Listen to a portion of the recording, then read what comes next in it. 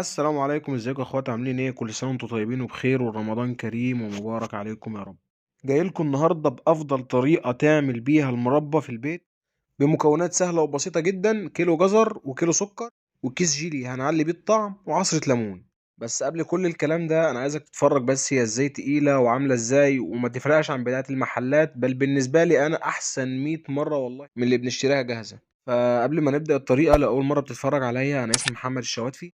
فما تنساش اللايك والشير والاشتراك في القناة وتفعيل زر الجرس، وتنورني دايما في قناة. صلى على النبي بقى وتعالى اقول لك عملت العظمة دي ازاي. هنجيب كيلو جزر ونغسله غسلة نظيفة جدا، ونقطع الروس اللي فيه زي ما احنا شايفين كده بالظبط.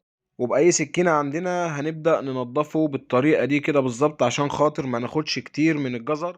ولو عايزين تنضفوه بالمبشرة اللي هي بتاعة البطاطس دي مفيش مشكلة، بس بتاخد منه كتير، فأنا دايما بفضل الطريقة دي. بتنضف معايا جدا جدا، وفي نفس الوقت ما بتاخدش من الجزر كتير، عشان خاطر اكون مستفيد بكمية الجزر كلها. هخلص كمية الجزر كلها بنفس الطريقة اللي انا شغال بيها دي كده. وبعد ما خلصت البشر كده هشيل الجزء اللي انا بشرته واديله غسلة نظيفة، وهيكون ده الشكل النهائي معايا. في اي حاجة واسعة بقى، وهنجيب المبشرة وهنبدأ نبشره كله بنفس الطريقة كده، وهنبشره على السلاح اللي هو بتاع البصل، اللي هي بتديني كده حاجة وسط ما بين الناعم وما بين الخشن قوي، اللي هو الشكل ده كده بالظبط. هخلص الكمية كلها،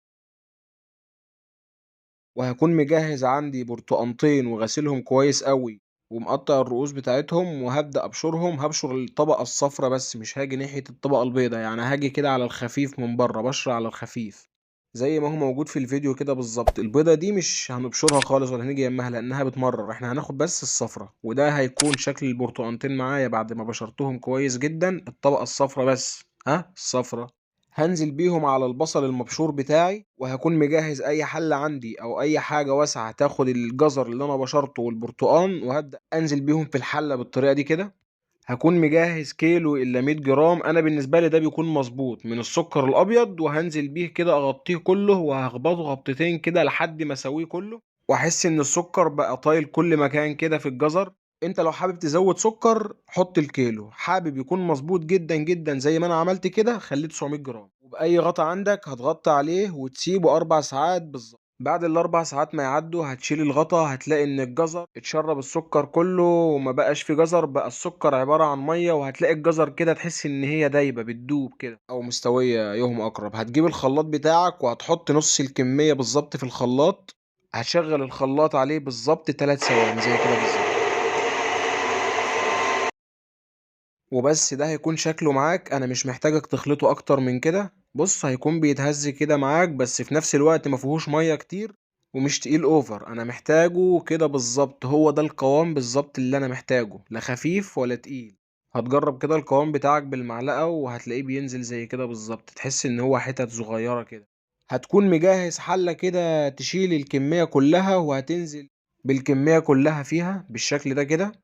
وتعالى بقى اقول لك التركايه اللي بتخلي الطعم يروح في حته تسعة. هتجيب الكيس الدريم ده اللي هو بيكون بالمناسبه ب6 جنيه بالظبط، وهتحضر ربع كوبايه ميه، وهتنزل بالكيس في الكوبايه على الميه، وهتديله تقليبه في السريع كده بحيث ان هو يدوب كويس، وتتاكد ان هو داب كويس جدا.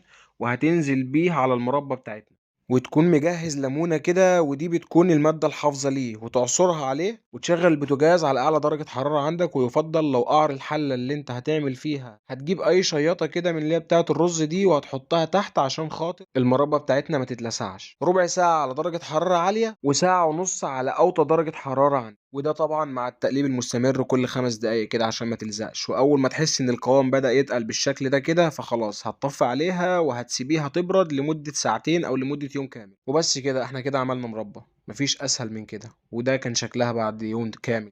تشيليها كده بالمعلقة، ما تنزلش من المعلقة، يعني تحس إن هي ماسكة نفسها كده ومش خفيفة خالص، لأ قوامها مظبوط وتقيلة. وتحطيها في الطبق كده ما يكونش فيها اي ميه. ما دام ما فيش اي ميه خلاص انت كده في المظبوط وفي السليم، وعملتي انجح مربى جزر ممكن تشوفيها او تاكليها، ومضمونه وفي البيت. وعشان تتاكدي اكتر كمان ان هي ناجحه، هتحط شويه في طبق، وهتيجي كده بصباعك وهتمشي بينهم كده. لو المربى جت على بعضها فانت كده مش صح، لو المربى ما جاتش على بعضها وضمت على بعضها زي كده فانت كده تمام. وان شاء الله انت لو مشيت ورايا على الخطوات دي باذن الله، انا بضمن لك 100% انك هتعملي احلى شويه مربى ممكن تعمليهم. المهم جبت البرطمانات بتاعتي وبدأت أعبيها فيها كده، جبت برطمان كيلو والبرطمان الصغير ده أخد نص كيلو، يعني أنا عملت تقريبا كيلو ونص من الكيلو جزر اللي أنا عملته ده. وده كان شكل الحلة كده بعد ما خلصت، مفيش أي مربى لازقة فيها ولا أي مربى ملسوعة، فكده احنا في السليم جدا. الطريقة الصح بقى اللي احنا نقفل بيها، هنجيب كده البرطمان بتاعنا وهنقطع اي كيس كده وهنحطه عليه من فوق، وهنجيب الغطا بتاعنا اللي احنا بنقفل بيه البرطمان، مش عارف هو اسمه برطمان ولا برطمان، يعني ممكن توضحوا لي الموضوع ده يعني عشان خاطر بتوه. المهم هنقفله بالطريقة دي، انت لو حطيتيه لمدة سنة في التلاجة انا بضمن لك ان هو مش هيحصل له اي حاجة، بس اهم حاجة في كل مرة وانتوا بتاخدوا منه ما تكونش المعلقة مبلولة عشان خاطر ما يحمضش. وبس كده. ولو وصلت معايا لحد هنا فكنت عايز اقول لك خد قلبي يا عم.